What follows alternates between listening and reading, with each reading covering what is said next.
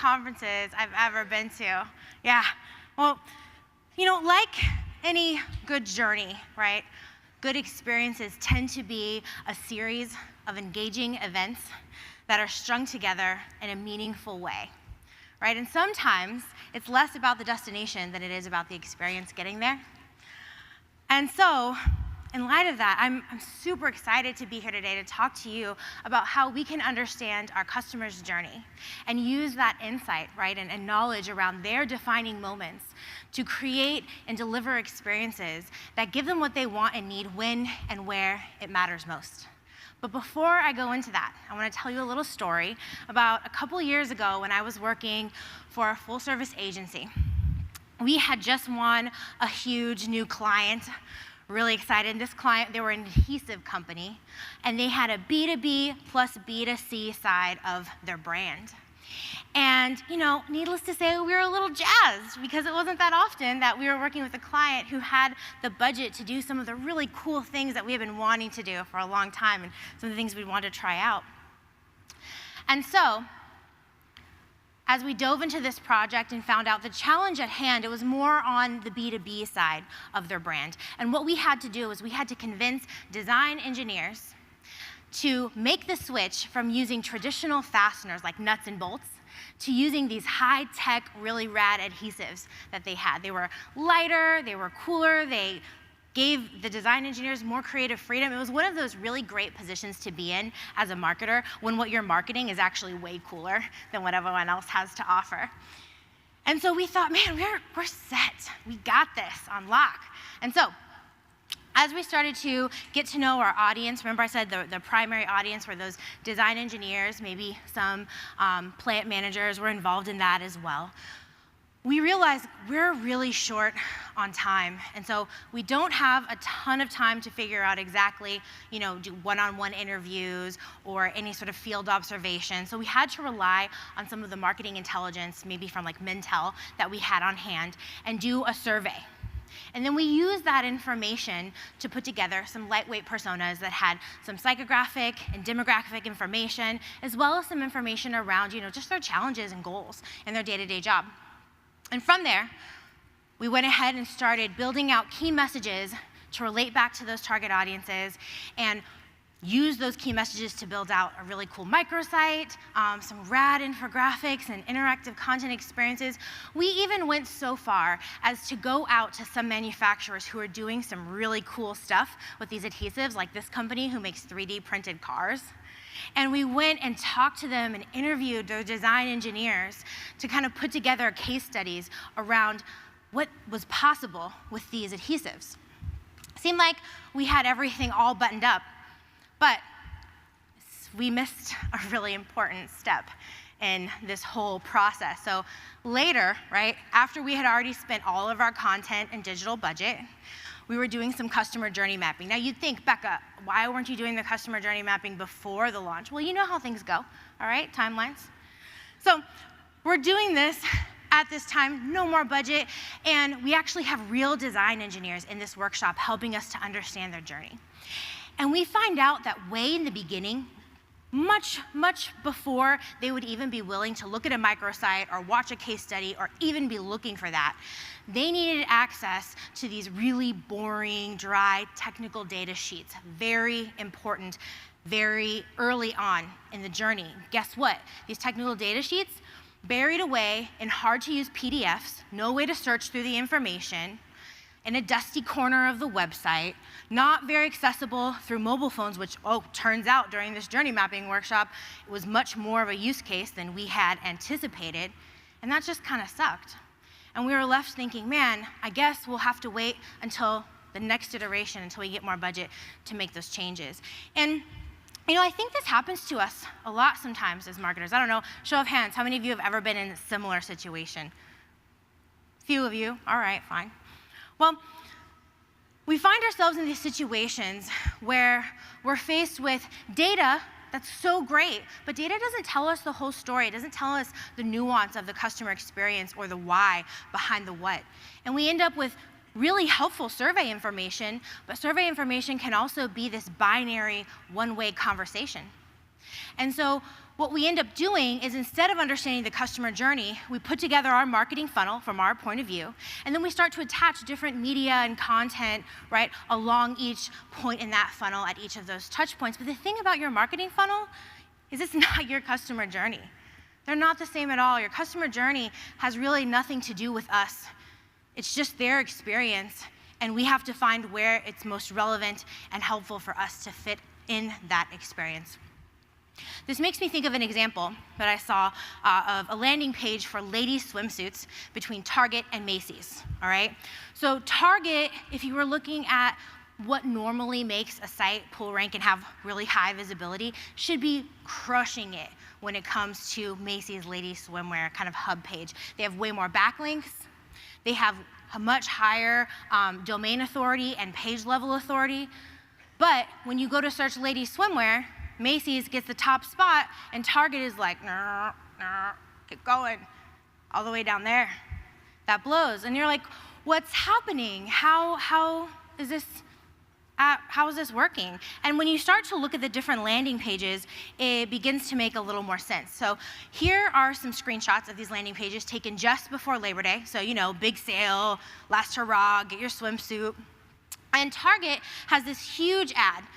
I actually had to zoom out to even see the first product offerings. It was taking up the entire portion of my screen, and there wasn't really any way to dive in and look through those products in a way that was meaningful to me until much further down the page. When you look at Macy's, really big difference. Macy's, right, they still have an ad. I get it, it's Labor Day. They want to tell you what's on sale, but they immediately make it easy for you to see what products are available, and then there's lots of different ways that you can search through those products, whether that's, you know, by size, or maybe I need a swimsuit this weekend, so I need to see what's at a Macy's near me. And it's much more conducive to allowing the customer to follow their journey. And it's interesting to me that this has actually impacted their search rankings, because that must mean that the behavior metrics around this page are somehow having even more effect than things like backlinks and domains, which you normally wouldn't think is the case. And so things have really changed. And it's not just about optimizing and thinking about how can we get someone to this one point, but we have to think about the long-term journey and what do they need after we get them to come to us, and how can we meet those needs. And understanding their journey is what helps us deliver the content, features, functionality that they need at the right time in that journey. In fact, 53% of people, and I've heard from a few talks earlier today, someone throwing around, I think it was like 86% of customers say that they would literally give us more money if we give them the experience aspects that they're looking for. But the thing about that is you don't get that from looking at best practices. That's only part of the picture. You get that by studying someone's user experience and studying their journey. And so, what I would like to talk about today, oh, by the way, when I say user experience, I'm not just talking about interface design. I'm talking about the entire interconnected experience. So content, design, SEO that helps them find this in the first place. And so what I would like to go through is some simple techniques, practical techniques that you can use to get 3 kinds of insight around customer journeys. One is strategic direction. This is when we're getting that kind of bird's eye view of the whole story and saying, all right, what problem are we even solving for them? The second kind is around user experience. And remember, it's everything. What content, features, and functionality do users need at which critical moments in the journey? And the third kind is design decisions. So as you've heard, designing for emotion and being able to invoke the right emotion really pays off. So what sort of emotion should we be designing for at critical points within that journey? So let's get started. We'll start with strategic direction. This is getting that whole bird's eye view and understanding what problem are we solving. Well, love them or hate them, Google says, focus on the user and everything else will follow. And I love this, but focusing on the user, really what that means is understanding someone's context. And so take a look at these 2 guys, right? The guy on the left, if you were standing next to him, you probably wish that he had a little more clothes on. And you might wonder what in the hell he did to that poor animal. Guy on the other side looks like a pretty cool dude. I would have beers with him and maybe compliment him on his nice IKEA rug. right? And the difference between those two pictures is that one fits my context. Everything feels right. That's what context does when things are contextually appropriate. Everything just works, just fits. And as marketers, we often think that context is tied to devices, channels, touch points. Those can give us clues, but that's not what context is tied to. Context is tied to people. So when we're wondering where to start when it comes to the ingredients that make up a great experience, we have to start by unpacking context. One of my favorite tools to do this is called an empathy map. It's where we look at what is someone thinking, feeling, and doing at this moment in the user experience. Now, clearly, you want this to be informed by real user research, or maybe even talking to users and having them unpack this picture for you. When I talk about thinking, I'm saying, what do they want? What are their expectations? What are their active needs? Active needs means it's explicit, it's obvious. Feeling, what is their emotional context? Right? What are their stress levels? What are their passive needs? Passive needs are, I won't exactly tell you that I need it, but because of my emotional or stress state, these are things that would be really helpful. And then finally, the last part of that is doing. Right? What is their physical environment like? What devices are they using for what, when? What are their behaviors and actions? And from that map, we can start to unpack and keep going. We can say, well, who else might be involved in those key decision moments? And start to visualize every single step in that journey. So one way to do this, and it's totally scalable, is an old-fashioned journey mapping working session. So this is where you get Post-its, markers, some different color stickies. I'll tell you how that works in a little bit. And like all good things, these are scalable. So remember when I was talking about the journey mapping session for the large adhesive company? That was a really cool opportunity where we got to have real customers involved in that workshop. But that's a luxury, and that's not always something that's possible, right? A step down from that would be maybe we do it just with our internal team, but we make sure that we have people from different disciplines and different departments, so we're building empathy and buy-in across all of those departments. That's also a luxury. It's something that is worthy of our time and something we should strive for, but maybe sometimes it's just us, or maybe us and a colleague and some data that we have, or maybe we've talked to some customer service representatives or talked to some customers on the fly, and we're building the journey based on that knowledge. That's okay. All good things are scalable. But however you're approaching it, we want to make sure that the customer journey is considering the broader context beyond just our marketing funnel, right? And that it's something we're looking at from the user's point of view. Because really, a customer journey map, it's not about having this beautiful, highly designed map that just kind of like hangs up on the hallway next to the bathroom that people kind of like glance at. It's much more an exercise in empathy. It's what we learn in that process. So we can start out by just thinking through what are the high levels of a journey. Normally it starts with some sort of trigger moment, which is I have a problem, I have a question, I have a need. And then it begins with research. How am I going to go about solving that problem? And then I come up with some options, right? I start considering them all the way through purchase, and even the post-purchase is really important. And once we're able to capture all the steps within those phases, we can move on to having really smart discussions at each one of those steps in the journey. What is someone thinking, feeling, and doing at that point in time? Right? Who else might be involved in that decision-making process? Back to the design engineers, we found out they weren't the only ones making decisions. Turns out that the technicians who actually assemble products, they have a really big say, because if they don't like the way something smells or if it's too hard to use, they complain, and then design engineers have to go back and do everything all over again. So they really want to consider them. We miss that. This is where we can consider that in our customer journey. And then finally, once we have an understanding of what steps they're taking across that journey, what their emotional context is, who else is involved, we can start to make really smart decisions around, all right, well, what features, content, and functionality make the most sense at this point in the journey? What do they need to make it to the next spot? My favorite part is now we get to start voting on what's working, what's not, right? And what's really, really terrible. So remember those color sticky dots I mentioned? It's really easy. We either ask the customers if they're participating with us, or again, we make decisions based on research, real research we have, and we start to note, well, what are some areas that are going wrong? What's going right? Where are maybe some points of friction? Key point here is that it's not just to do with our brand. These are just things that are inherent in the journey. And the journey starts to take shape of highs and low points, and we can start to see opportunities of where we can come in maybe and mitigate some of that friction, make something that sucks a little bit better. And we can start to see gaps within our backstage, like what's happening in our business and what's happening in the user journey. Maybe there's a whole section of the journey that we've defined as a defining moment, meaning this is a really important step in this journey. If they can't get this right, if we don't get this right, they're gonna abandon the process altogether. We can take a look at our process and say, are we even involved in this? Or is this something that we need to reprioritize what we're focused on creating and shipping? So once you have that high level picture of the journey, you can then start to dive deep and get really clear around if we're solving the right problem or not. I call this mapping the moment. So an example of this is I was working for a company called Sherry's Berries. They make like chocolate dipped berry gifts. You can order them online. And they had already done the work to understand their customer journey, and they had gotten to one point that they knew was a defining moment, and it wasn't going very well, and it was directly impacting customer loyalty. And that was the moment right when someone clicks send on a gift. And they realized, based on some survey data, people at that point really need to feel good about their purchase if they're gonna come back and be a repeat customer.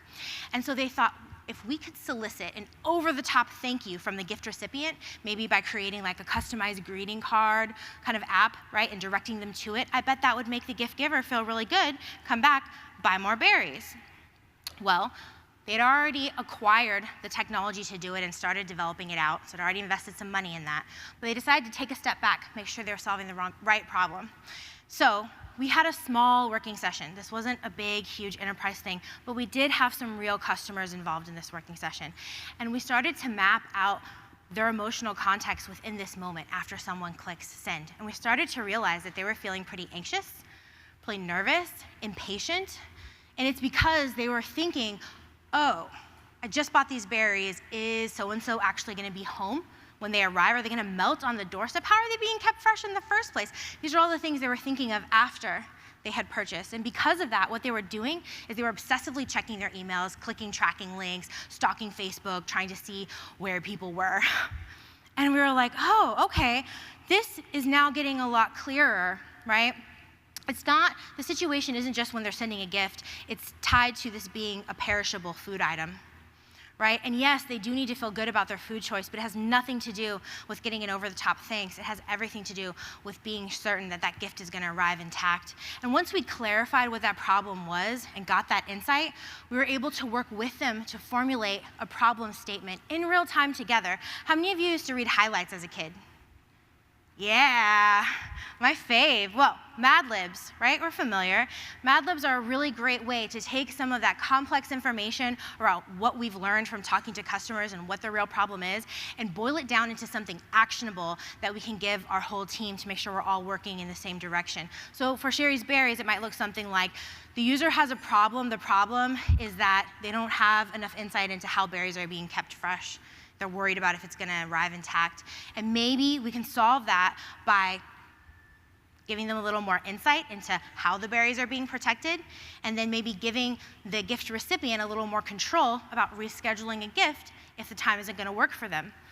That allowed them to pursue solutions like, for the future, working with their supplier to see if that technology would be available. Like, hey, a sweet surprise is on your way. It's gonna be delivered at this time. Do you need to reschedule? And then we found out that they already had really great content around how they were keeping these berries fresh in these big cooler boxes. It was just buried in the FAQ. So we could elevate that content when and where it mattered most in the user journey. So a confirmation email on the checkout page. And this did a lot to help that moment feel a lot better. So beyond getting that strategic insight and knowing that we're solving the right problem, we can use analyzing customer journeys to make sure that we're making the right decisions around what content, features, and functionality we're delivering at different points in the journey. So one way to understand someone's journey is to analyze the way they search. And when we're looking at the way people search, we're really looking at, well, what is their intent? And I'm sure you guys know, in order to understand intent, that takes looking at a lot of long tail searches to see what kind of words are they using to modify things, what questions do they have, and how can we address those needs in our digital experiences. Two kinds of intent to think about. One is active intent. This is the part that it is explicitly said. So like with the chocolate dip berries, active intent would be something like chocolate dip berries delivered or chocolate dip berries gift, right? There are these root keywords that are really obvious. But a passive intent is something that isn't explicitly said. It's just kind of implied. So with the chocolate dip berries, it's like, well, it might not be exactly what I'm saying I need, but I want to know, how are they being kept fresh? Are there reviews on other people's experience? Are there any food allergies that I should be aware of when I'm ordering these? So in order to really meet our users and make sure that we have the right experience at that point in the journey, we have to address both. And how we uncover intent is probably really closely tied to a process a lot of you are using already. We look at what is what can we find about how people are searching for things in our website with our brand. So insight search logs, we can see what kind of words are they using, what kind of things are they looking for, are they represented in our navigation or not. We can talk to customer service representatives, see what kind of questions they get over and over again. And then we look at what's possible. This is where we're looking at the entire industry, right? And we're trying to see, okay, what are the trends in terms of how people are searching, and what categories and topics can I see that relate to us? So again, once you have that information, you can start to categorize it and see where there's an opportunity to meet those needs. So let's say that you're looking into some long-tail keyword research. You know the long-tail data that you get is only going to be as good as the root keywords that you start with. So it helps to kind of take a broad perspective and make sure you're considering every angle of how people might be searching.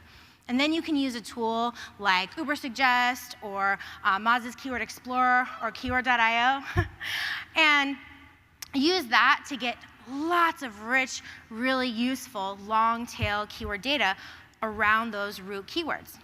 And then, if you're using Keyword Explorer, you can use something like a grouping tool, or maybe you can use a natural processing tool to start to see what categories are emerging at a high level, but there's really no substitute, right, for doing this like down and dirty work in Excel of actually looking at this data until your eyes want to fall out of your head to see what categories and what themes are emerging. And this is how we can begin to solve and satisfy passive intent. So an example is a project we were working on for Sharp Healthcare System. They're one of the largest healthcare systems in Southern California, but they also happen to sell health insurance. And like someone said yesterday, health insurance isn't really about insurance, it's about peace of mind. Turns out peace of mind is very personal. Peace of mind is tied to, is this the right coverage for my unique situation? And as we started to look through the long-tail keyword data, we started to see some categories appear. Categories like, okay, people are looking to see what's covered under their plan, no brainer. But then we started to see, no, there's actually some definite trends around people looking for what's covered in relation to their special circumstance. And then we started to see distinct topics. So my special circumstance could be something like, I'm a teacher, I'm a veteran, or I'm an expecting mother.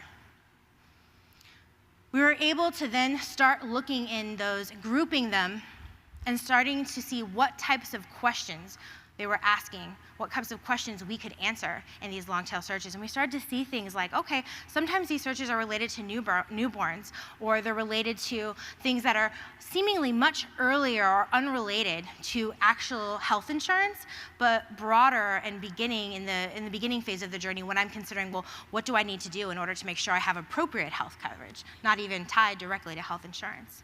And the real magic comes when we can analyze that search intent in those categories, not just on their own, not just against our marketing funnel, but against the natural phases in a user's journey. And so we actually had to work really hard to get buy-in for this. This wasn't something that people thought we should do. We wanted to create content that answered those questions, and we had to get budget to do that. And we did that by showing, all right, there's actually quite a bit of people who are searching and they need questions answered much earlier in the journey, in the research phase. We have no content to address those needs. Plus, why duke it out with everyone else at the I need an insurance quote level when you can insert yourself and be helpful much earlier in the journey, right? It's a lot more strategic. And so from doing that and analyzing and understanding those different topics, we were able to make some really important design decisions, like we changed the navigation to make sure that the coverage by type or by special circumstance was much higher in the navigation, a more prominent way to browse through the website. Then we went ahead and built specific pages, right? So remember the maternity coverage? We wanted to make sure that we were addressing things like, is prenatal yoga covered? What about alternative birthing methods? Maybe even including videos of a woman's birthing story and just general helpful content to help people prepare for that experience. And the results were pretty sweet, right? We decreased bounce rates by 28% and increased in people asking for a quote by 156%, which was really rad. So, pays to do this kind of work. Last kind of insight, design decisions. This is when we're getting to how can we design for our emotion and how does something look, sound, and feel at different points within the journey. One of my favorite examples of this is Headspace, meditation app. Now, if you think about someone who might be considering a meditation app, they're probably, feeling stressed, scattered, needing a way to focus, maybe even overwhelmed. Perhaps they're skeptical. They might be thinking, is meditation right for me? Does this really work? Right? And what might they be doing? Maybe a friend is telling them about this app. Maybe they're searching it because someone told them about it and they're trying to see what's it all about. And they're definitely on their phone, which we know is definitely a hard place to focus. It's like the world of distractions. And so we can start to say, all right, well, what's the current state of emotion? Stressed, overwhelmed, scattered, intimidated, and by intimidated, I really mean skeptical, right?